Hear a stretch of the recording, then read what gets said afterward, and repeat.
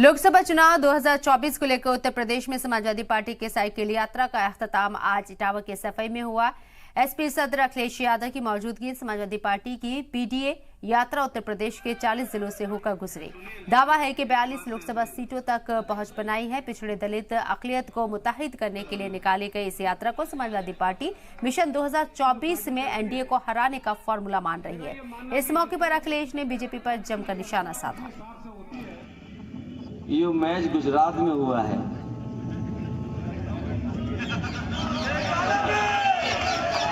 अगर ये स्टेडियम लखनऊ में हुआ होता और उन्हें आशीर्वाद बहुतों का मिलता, टीम को आशीर्वाद एक तो भगवान विष्णु का मिलता क्योंकि कान्हा नाम से है वो स्टेडियम। बीजेपी वालों पे रहा नहीं गया, उन्होंने अटल बिहारी वाजपेयी जी के नाम पे कर दिया। अगर वहां पर मैच होता तो भगवान के साथ साथ अटल बिहारी वाजपेयी जी का भी आशीर्वाद मिलता और इंडिया जीत गई होती।